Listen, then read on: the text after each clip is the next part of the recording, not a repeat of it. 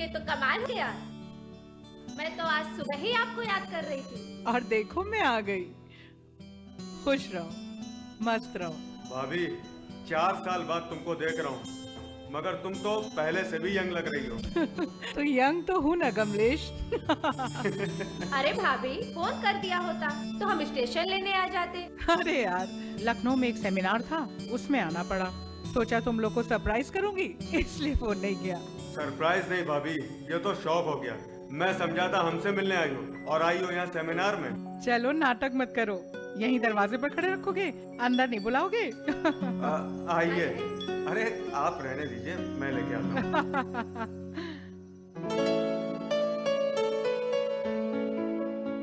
पहले तुम लोग कितना बरेली आया करते थे, अब मेरे कॉलोनी वाले पूछते हैं कि आपका देवर आता ही नहीं।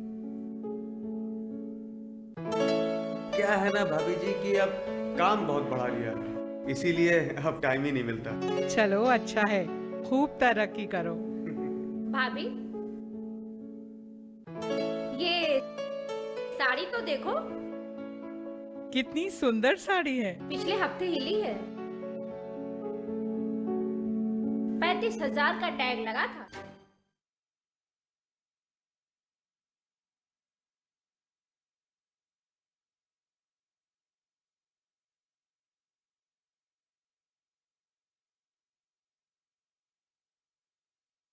Hey girls! आज तो पार्टी चाहिए। चैंपियन के साथ सेल्फी लेंगे। आइडिया, यही करते हैं पार्टी। Pizza party. ये चल अपना कार्ड और पिन दे। मेरे कार्ड की डिटेल्स मैं खुद ही डालूंगी। आरबीआई कहता है अपना पिन, ओटीपी, सीवीवी या इंटरनेट बैंकिंग पासवर्ड किसी के साथ शेयर ना करें। ऑनलाइन बैंकिंग सिर्फ अपने कंप्यूटर, मोबाइल और सिक्योर नेटवर्क से करें। बाय गर्ल्स, कहाँ जा रही है? सुना नहीं?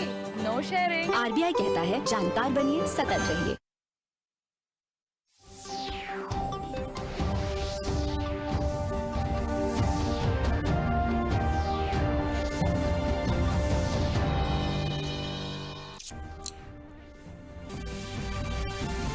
मुख्यमंत्री योगी आदित्यनाथ ने आज आयुष्मान योजना के लाभ से वंचित 6,709 गांवों को संतृप्त करने के लिए विशेष अभियान का किया शुभारंभ।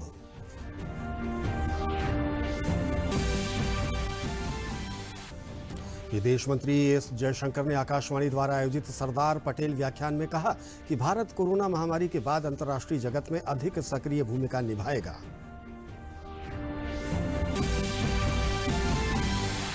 देश के वन एवं पर्यावरण मंत्री दारा सिंह चौहान ने दुधवा टाइगर रिजर्व के पर्यटन सत्र 2020-21 का किया उद्घाटन।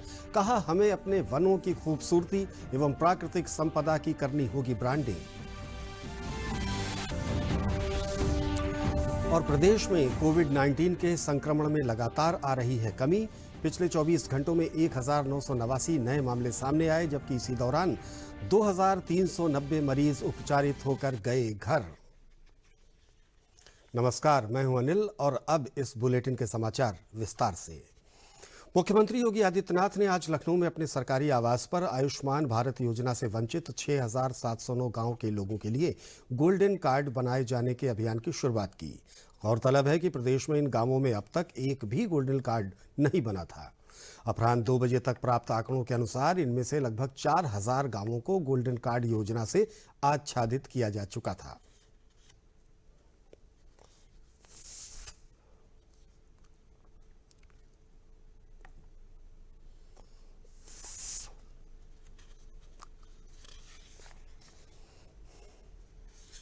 ₹5 लाख सालाना स्वास्थ्य बीमा कवर का गोल्डन कार्ड जारी करने के संविधान को ले, क्योंकि एक बड़ी आबादी अभी भी प्रदेश के अंदर ऐसी है जिन्होंने अपने गोल्डन कार्ड नहीं बनाए।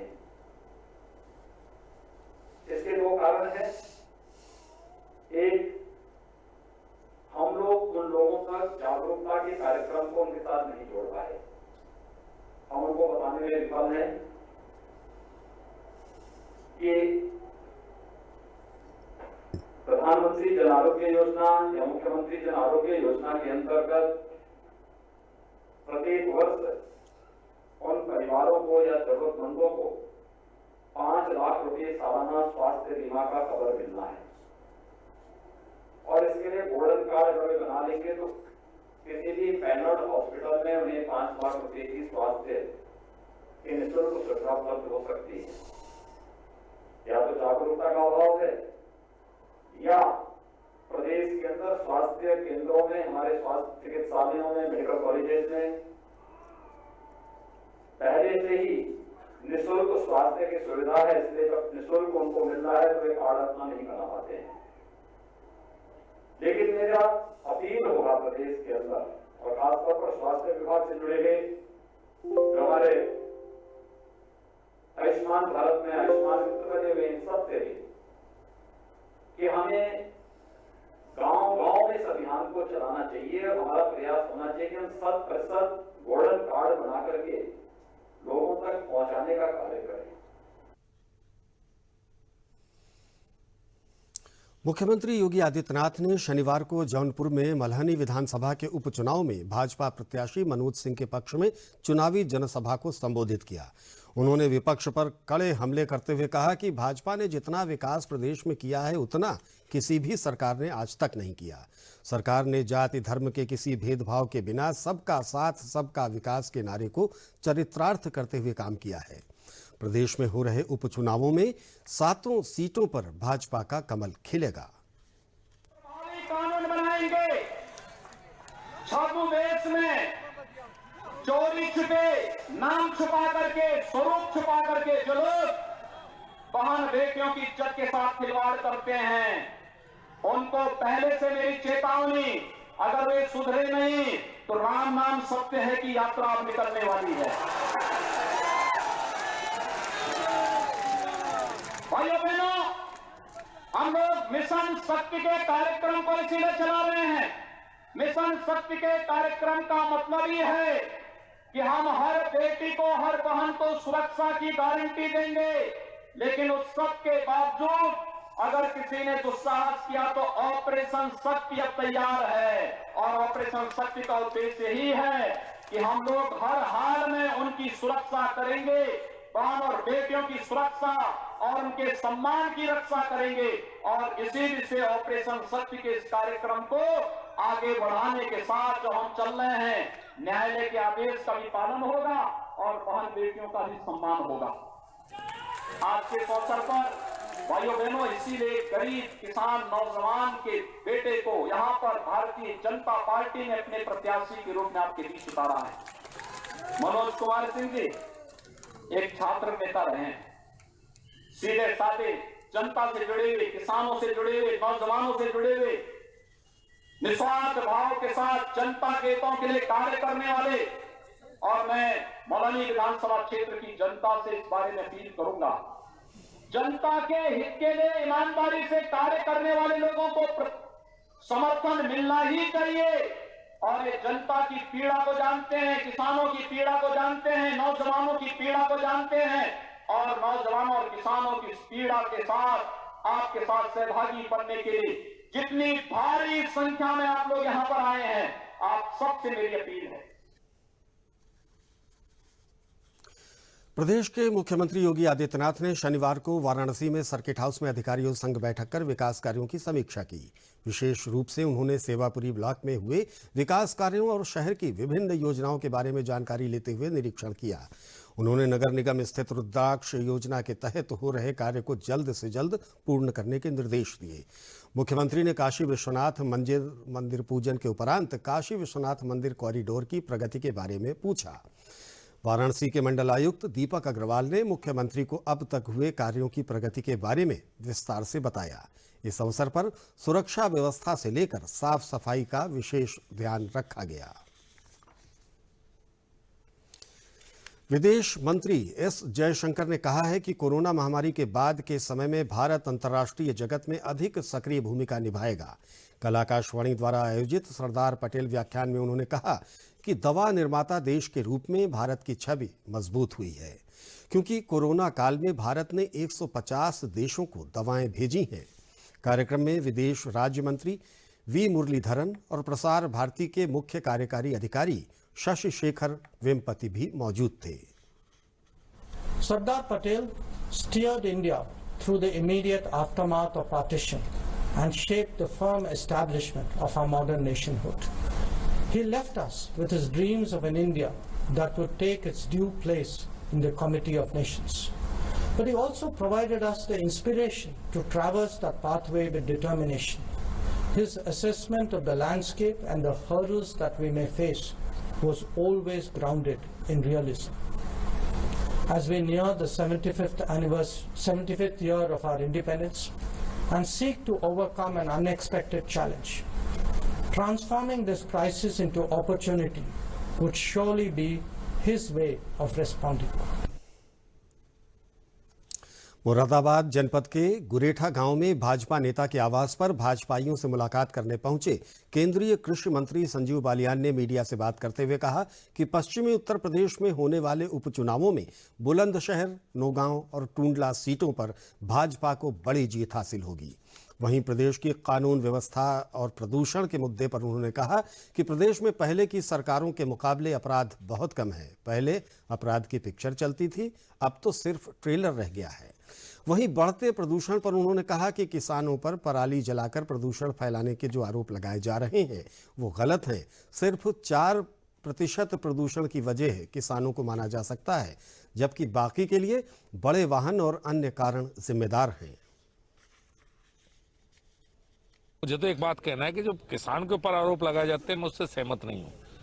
मात्र 4% हमारा हिस्सा है पोल्यूशन में हो सकता है पराली का, बाकी हिस्सा वाहनों का और बहुत सी जो का सरकार को उस पर मीडिया के द्वारा भी हर जगह किसान का जो इस्तेमाल किया जाता है शब्द का, मैं उससे सहमत नहीं हूँ। अभी सीपीसीबी की रिपोर्ट है मात्र 4% पोल्यूशन पराली के कारण है और सारा ठीकरा पराली के ऊपर फोड़ा जाता है। 96% पोल्यूशन के तो कारण और हैं, उन कारणों पे विचार होना चाहिए। बड़ी बड़ी गाड़ियां हैं और बहुत से कारण, उन पे विचार होना चाहिए। हर बात में किसान को कटघरे में खड़ा करना ठीक बात नहीं है। यहीं रहते हैं 2017 से पहले का अगर आप दौर याद करेंगे अपने मुरादाबाद जनपद का, तो आप स्वयं कहेंगे कि अपराध तो उस समय होते थे, अब तो कुछ भी नहीं। ट्रेलर है, पिक्चर तो उस समय चलती थी, अब तो ट्रेलर भी नहीं चल रहे। आज प्रयागराज के भगवतपुर ब्लॉक में प्रदेश के सूक्ष्म, लघु एवं मध्यम उद्यम मंत्री सिद्धार्थनाथ सिंह ने 100 शैय्या के चिकित्सालय का शिलान्यास किया। उन्होंने अपने संबोधन में कहा कि भगवतपुर गांव बहुत ही पिछड़ा था। सरकारें आईं और गईं, लेकिन किसी ने कोई भी विकास नहीं किया। श्री सिंह ने कहा कि इस हॉस्पिटल में लेवल 2 का इलाज होगा। इस हॉस्पिटल के बनने से यहां के आसपास के लोगों को लाभ मिलेगा। वहीं फूलपुर सांसद केसरी देवी पटेल ने कहा कि आज़ादी के बाद भगवतपुर गांव का विकास नहीं होने के कारण ये गांव पिछड़ा हुआ था।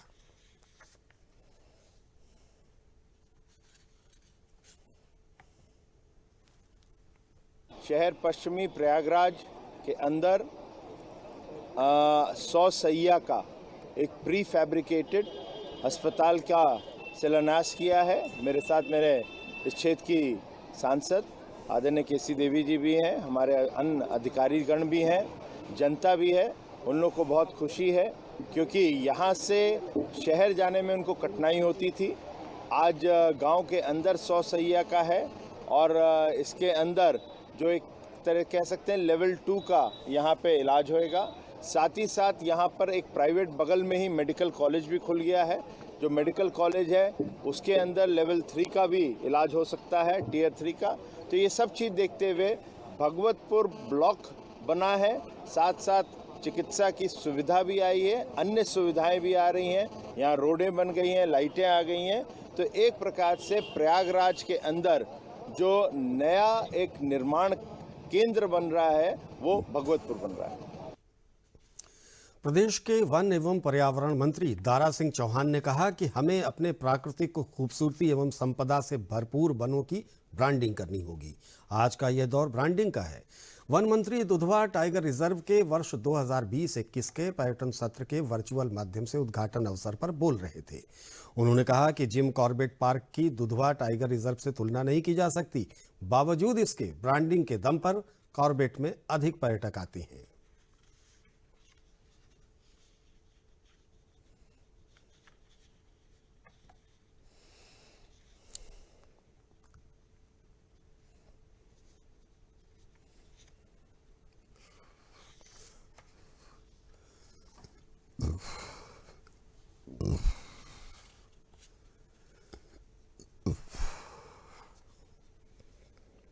ब्रांडिंग करते हैं अपने जंगलों का, तो बस वो तो आपके माध्यम से ये भी संदेश जाना चाहिए कि हम सारे लोगों का दायित्व ये जिम्मेदारी है। और दुधवा नेशनल पार्क शायद देश का पहला पार्क है, नेशनल पार्क है जहाँ गैंडा राइनो शायद काजीरंगा के बाद पहला है देश का जहाँ गैंडा पाए जाते हैं। बहुत लोगों को नहीं पता है कि गैंडा दुधवा में भी है क्या। एक बार मुझे मेरा मित्र वहाँ मिनिस्टर है तो अरुणाचल का, तो कहा आने के लिए यहाँ दुधवा नेशनल पार्क को देखने के बाद कहा, मैंने कहा आए तुमको मैं राइनो भी दिखाऊँ। चलो वहाँ भी राइनो है, तुम समझे कि नॉर्थ ईस्ट लीजिए। मैंने भी गैंडा के बारे में लोगों को बहुत जानकारी नहीं है कि दुधवा नेशनल पार्क और नेशनल पार्क है। जितना डेंस फॉरेस्ट ये है मुझे लगता है कि और कहीं आपको मिलता नहीं। जो लोग जिन कार्बेट से लौट के आते हैं और इसको देख के जाते हैं तो कहते साहब इससे तो कोई तुलना ही नहीं है। आपकी दुधवा से और इस जिम कार्बेट से कोई तुलना ही नहीं है। बस कभी क्या है उसकी ब्रांडिंग इतनी हो चुकी है, इसकी ब्रांडिंग नहीं हो पाई है।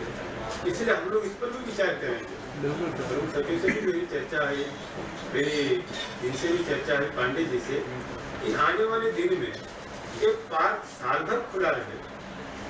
कुछ छोड़ करके जो बफर वाला है इसमें साल भर सैलानी आते रहे और उसका लुत्फ उठाते रहे।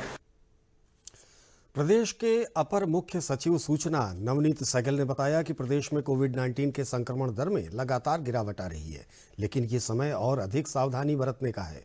उन्होंने कहा कि कई देशों एवं राज्यों में कोविड की सेकेंड वेव देखने को मिली है, इसलिए आवश्यक है कि कोविड-19 संक्रमण के बचाव के सभी उपायों को अपनाते हुए सावधानी बरतें, जिससे कोरोना संक्रमण की गिरती दर पुनः न बढ़े। उन्होंने बताया कि प्रदेश में कल एक दिन में कुल 1,51,730 सैंपल की जांच की गई, जबकि प्रदेश में अब तक कुल 1,50,15,118 सैंपल की जांच की गई है। प्रदेश में पिछले 24 घंटे में कोरोना से संक्रमित केवल 1,989 नए मामले सामने आए हैं। प्रदेश में विगत 24 घंटे में 2,390 मरीज उपचारित होकर डिस्चार्ज हुए हैं। प्रदेश में अब तक कुल 4,53,458 व्यक्ति उपचारित होकर डिस्चार्ज किए गए हैं। श्री सहगल ने बताया कि प्रदेश में आर्थिक गतिविधियां तेजी से चलें, इसके लिए प्रदेश सरकार गंभीरता से प्रयास कर रही है। अधिक रोजगार सृजन के लिए भी कदम उठाए जा रहे हैं। समाचारों का सिलसिला अभी जारी रहेगा, लेकिन एक छोटे से विराम के बाद। ये विशाल है ना, इसका सब प्रॉपर चलता है। कल उसके बैंक अकाउंट में 15,000 रुपए का फ्रॉड हुआ है, पता है? इसको तो कोई टेंशन ही नहीं होती है, देखना। टेंशन क्यों? मेरी कोई गलती नहीं थी। फिर भी फ्रॉड होने पर मैंने तुरंत बैंक को इन्फॉर्म कर दिया। आरबीआई कहता है अगर आपके अकाउंट से किसी ने धोखे से पैसे निकाले हैं तो बैंक को जल्द से जल्द इन्फॉर्म कीजिए। 3 दिन के अंदर इन्फॉर्म किया तो कोई नुकसान नहीं होगा। जितना लेट करोगे उतना ज्यादा नुकसान। और सुन, सब चलता नहीं है, प्रॉपर चलाना पड़ता है। आरबीआई कहता है जानकार बनिए, सतर्क रहिए। विराम के बाद आपका एक बार फिर स्वागत है। आप देख रहे हैं दूरदर्शन समाचार। बढ़ते हैं अगली खबर की तरफ। भारतीय जनता पार्टी के प्रदेश अध्यक्ष स्वतंत्र देव सिंह ने प्रयागराज में भारतीय जनता पार्टी के गंगा पार इकाई पार्टी कार्यालय का उद्घाटन किया। इस अवसर पर उन्होंने कार्यकर्ताओं को संबोधित करते हुए कहा कि भारतीय जनता पार्टी की स्थापना गरीबों की मदद के लिए हुई है। इस पार्टी का उद्देश्य है कि देश का हर व्यक्ति विकास करे। उन्होंने कहा कि जब से भाजपा ने प्रदेश और देश की कमान संभाली है, देश उत्तरोत्तर विकास कर रहा है और आगे भी इसी तरह से विकास करता रहेगा।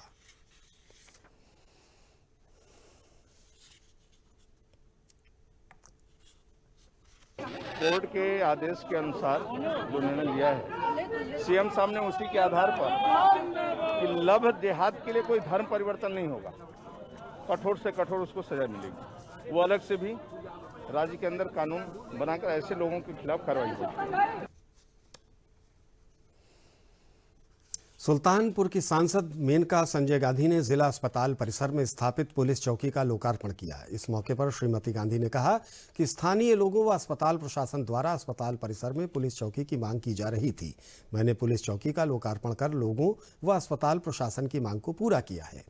उन्होंने कहा कि पुलिस चौकी अस्पताल परिसर में सुरक्षा कवच के रूप में काम करेगी। चौकी की स्थापना से अस्पताल को दलालों व असामाजिक तत्वों से मुक्ति मिलेगी।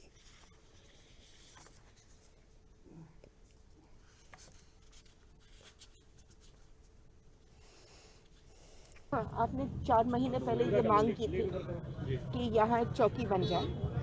मैं धन्यवाद देती हूँ पुलिस के एसपी को साहब को और सीओ को, जो उन्होंने बात हमारी मान ली और यहाँ एक उन्होंने बनाया है चौकी। ये ज़रूरी है अस्पताल के लिए। कल 2 मंत्री आ रहे हैं, एक आ रहे हैं 5 करोड़ रुपए दे रहे हैं वो खेल के सुविधाओं को बढ़ाने के लिए, और दूसरा वो जो बहुत दिनों से जो मांग थी कि एक इसौली में एक मतलब बहुत बड़ी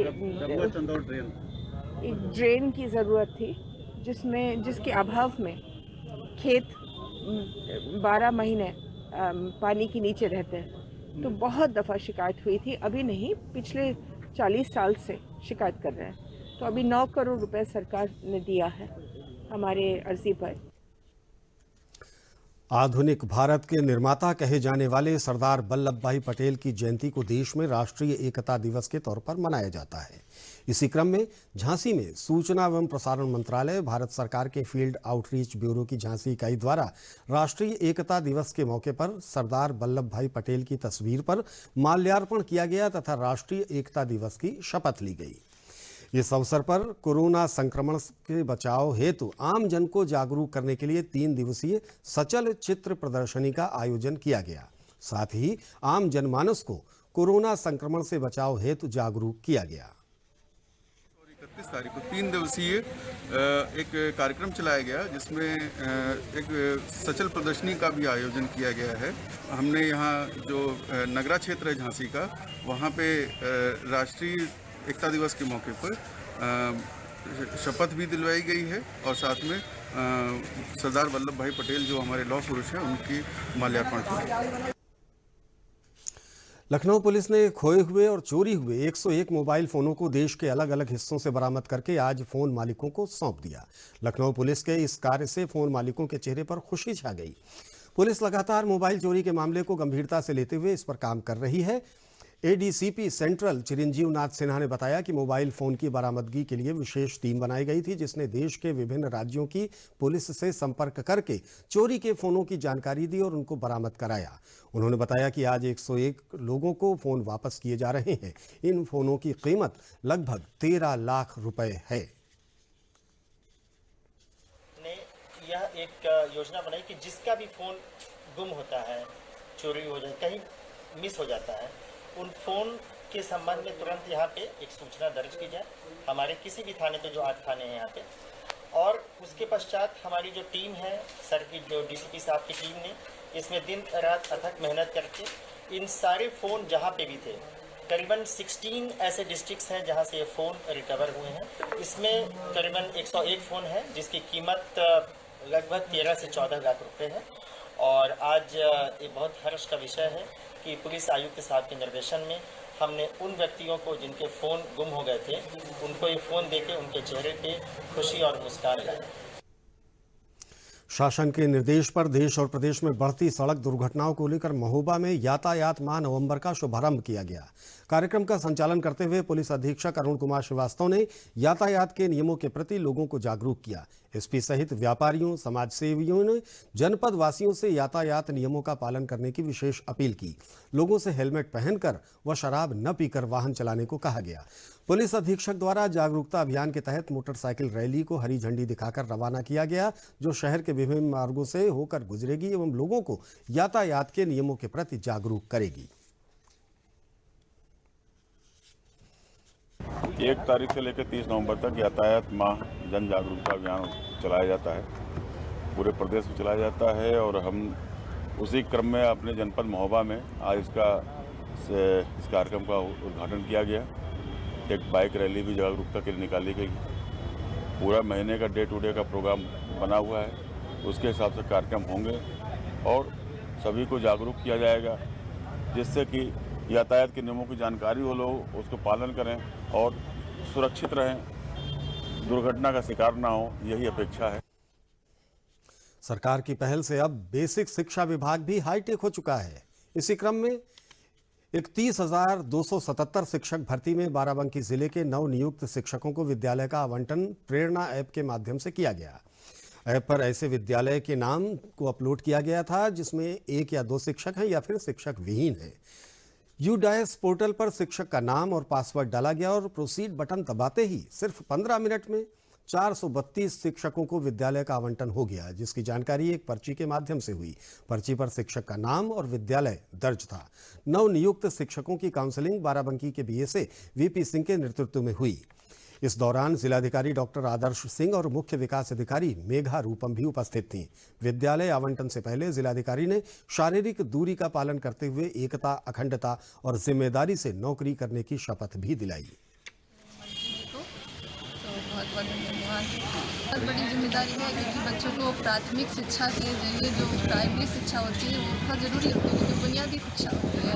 अगर बच्चों का प्रधानमंत्री के ट्वीट जब तक दवाई नहीं तब तक ढिलाई नहीं और 2 गज दूरी मास्क है जरूरी से प्रेरित होकर विंध्याचल में आए हुए दर्शनार्थी, पंडा समाज, नाई समाज, मल्लाह समाज विश्वविख्यात मां विंध्यवासिनी और अष्टभुजा मंदिर में सभी लोगों को मास्क बांट रहे हैं और पीएम के ट्वीट को रीट्वीट करा रहे हैं। मिर्जापुर में मां विंध्यवासिनी के मेले में और पूर्णिमा मेले में बहुत जोर शोर से इसका पालन कराया जा रहा है। नगर विधायक रत्नाकर मिश्रा की आईटी टीम भी लोगों से ट्वीट करा रही है।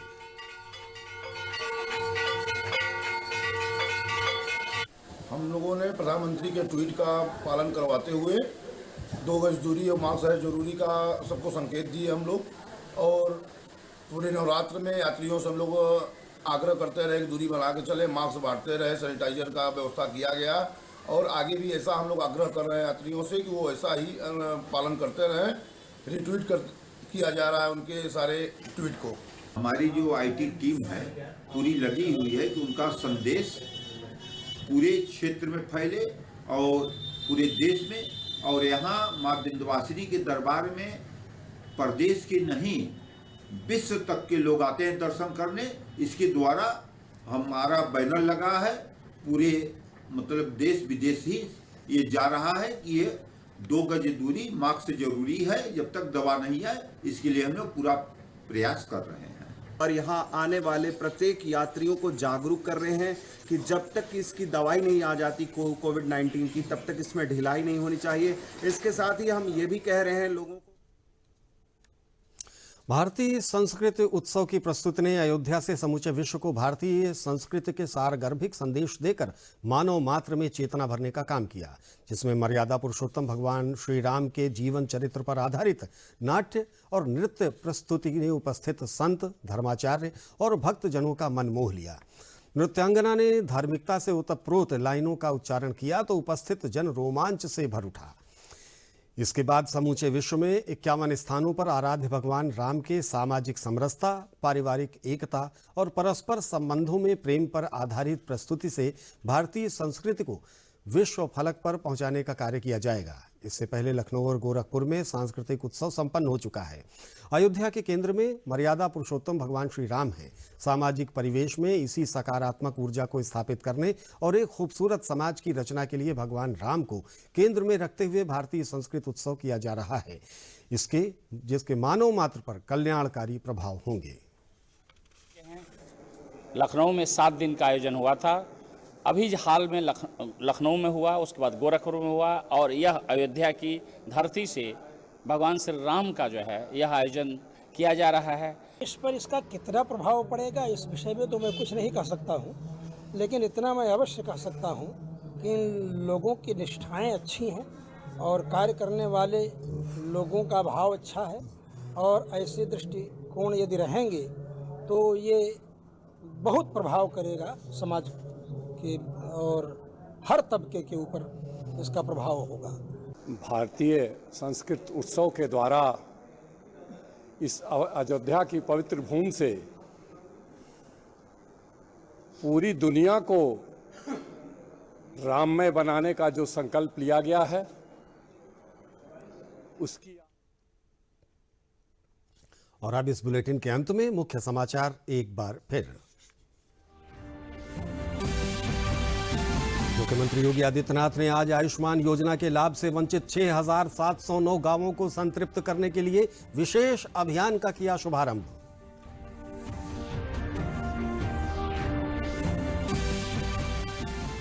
विदेश मंत्री एस जयशंकर ने आकाशवाणी द्वारा आयोजित सरदार पटेल व्याख्यान में कहा कि भारत कोरोना महामारी के बाद अंतर्राष्ट्रीय जगत में अधिक सक्रिय भूमिका निभाएगा।